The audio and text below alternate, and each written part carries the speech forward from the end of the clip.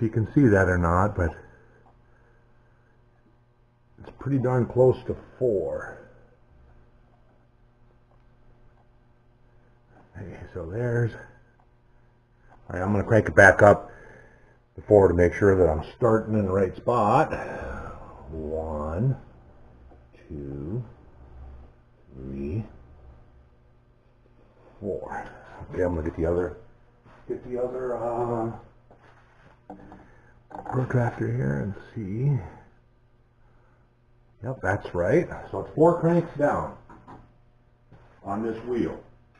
Now, wheel diameters will make a difference on that.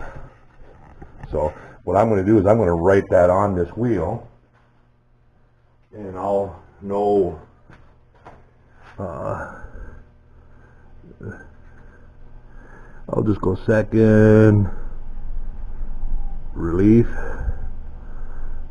400, and then down. That way I won't have to do this again. So now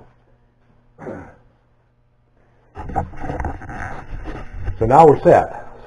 We're all set to go. I'll pick out I think I'm going to go with like a 1/2 inch end mill. I'm going to go pick out a 1/2 inch end mill, and when I get ready to start setting up the finger and stuff, I will come back. Okay, I had the spindle out of the air bearing. You got to remember cleanliness here. You don't want fingerprints and body or oil from your hands on it. But I got a 1/2 inch end mill picked out here, and if you look at it, if you can see it or not, but it's dull. I mean, you can see if you look really close, you can see that it's, so this is for a 3/4. I have a 1/2 inch adapter bushing that I made that just slides on here. It's just a collar, and you slide that in. Come on. It's a snug fit because you don't want shake on it. All right.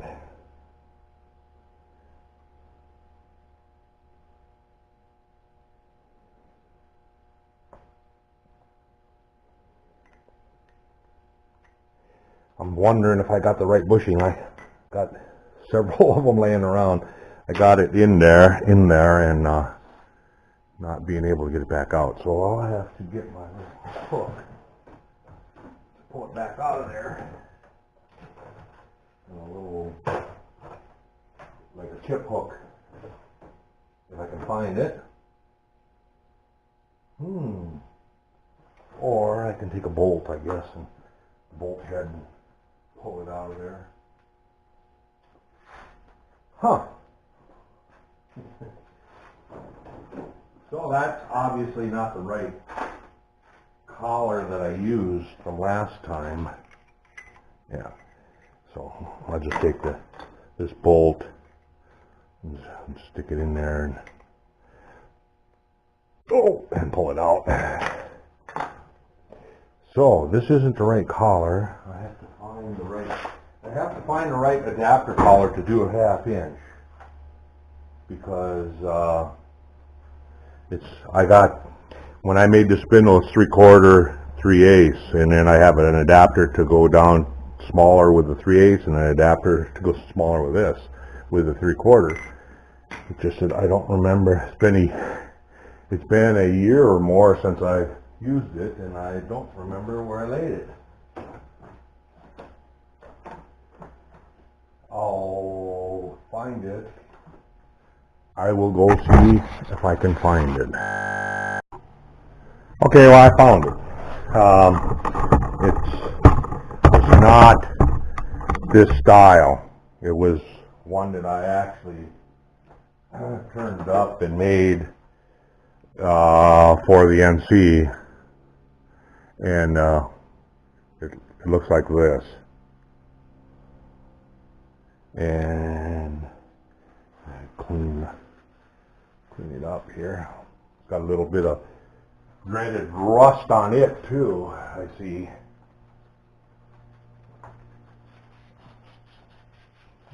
Usually haven't had too much trouble with rust in here. I don't know why all of a sudden I'm having rust issues here.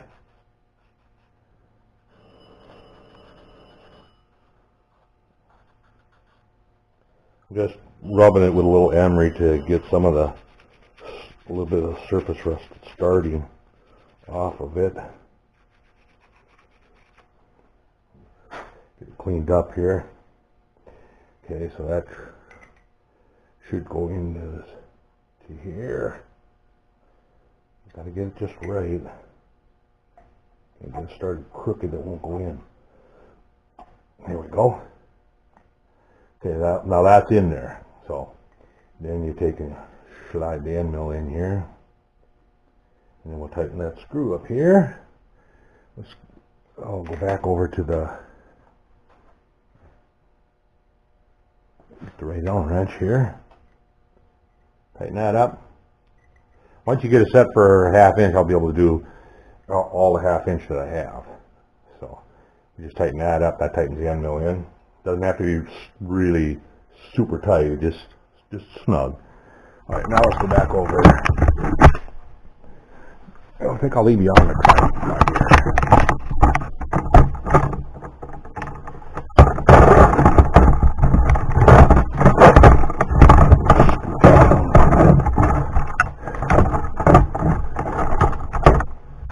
I can get you around here to see what's going on or not, but all right. And like I said, cleanliness, you know, you got to keep this clean so you don't crack it into the air bearing block. Okay, we slide that in. Now we have to leave enough room for us to get the end mill out the end, so I'm going to set it out about like that for the end of the stroke, and I'll just put the stop collar on the back here. Get the right Allen wrench here. I think I'll take you off and set you the camera up in the back there so you can see in the back. All right, so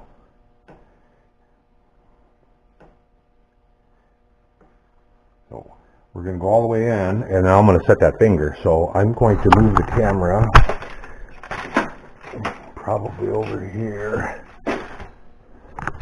Let's see, can I get you in underneath here?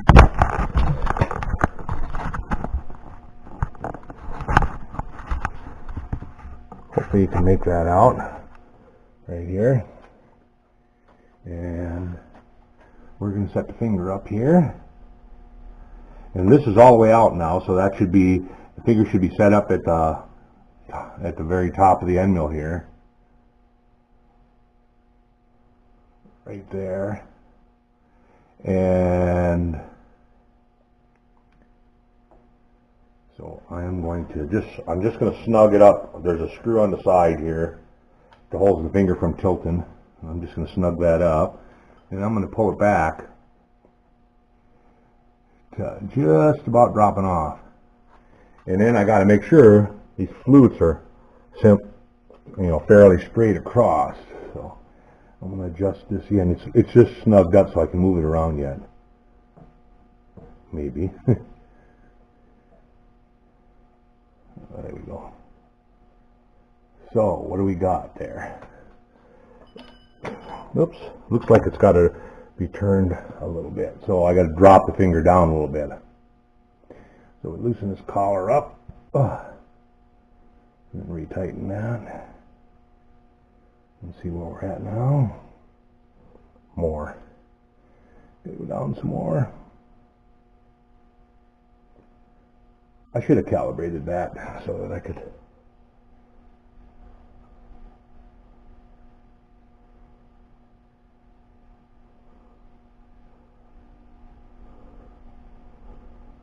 Okay, I think that's about right there. And now, see, now that gives me enough room, hopefully, to take the end mill out of there.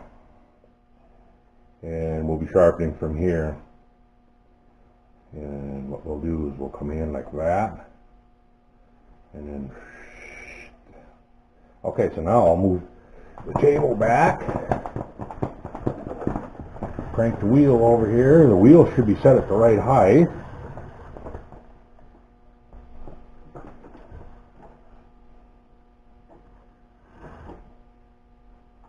Like that.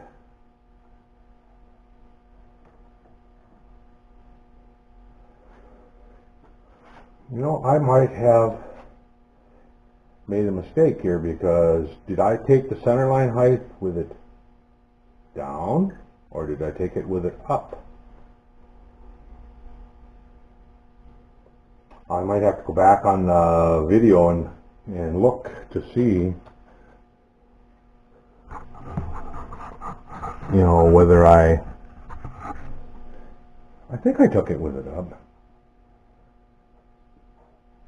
Well, we're going to try her there anyway, so so with it up, I'm just going to get the wheel close to where I want it to be.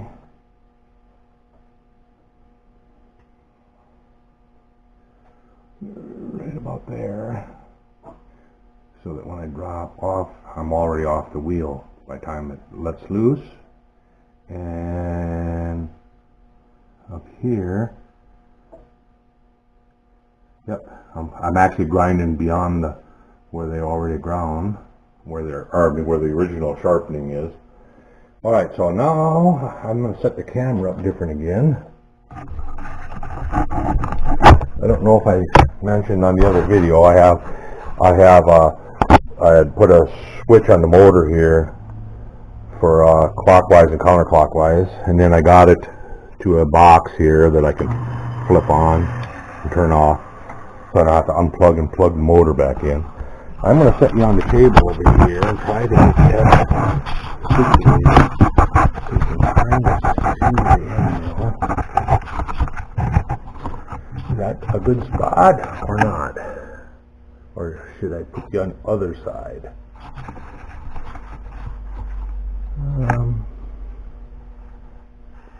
Maybe the other side. Move my own wrenches out of the way.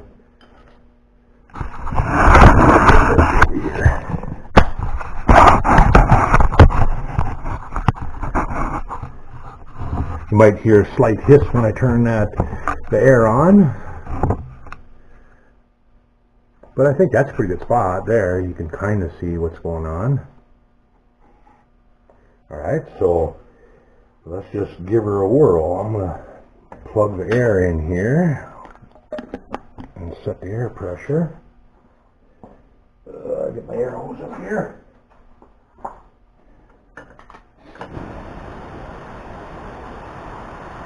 How's that? Oh yeah, she's floating now. Just like that. Alright. I see the fingers moving around though. I don't like that. You can see the fingers actually moving. You don't want that to flex away like that. I need to actually pull it out a little bit the way it looks. It's actually in too far. I don't want to. Well, I'll have to recheck the height anyway, I guess. I'm going to move that finger just a little bit out here toward a little closer to the actual cutting surface.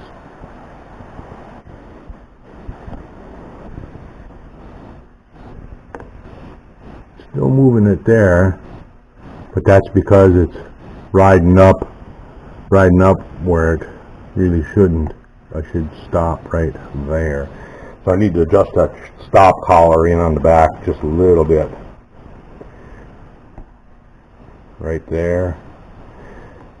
A lot of times you you lose a little bit of your length if you can't get in there to sharpen it all the way up to the top. But very seldom do I use the complete full length of the... Okay, that's good right there. Now I want to just double check to make sure that my flutes are sitting straight across. Yep, they look good. Alright, I think we're ready now. So we have it. You started out by taking her all the way in. I think I'm going to strike on the cutting edges also, so that you can actually determine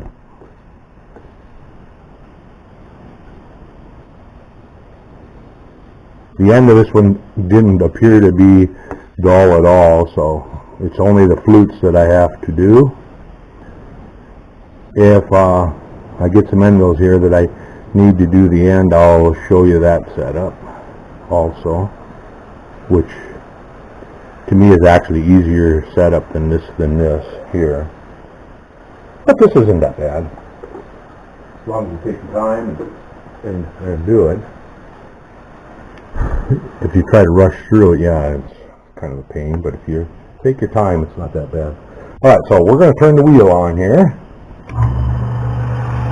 and we're going to see if we can sharpen it. I'm going to take and flip the lever up, crank it until it just touches.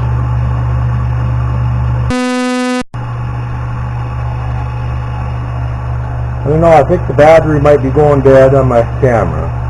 Let me look. So I think it shut off. I don't know where it shut off. Yep, low power.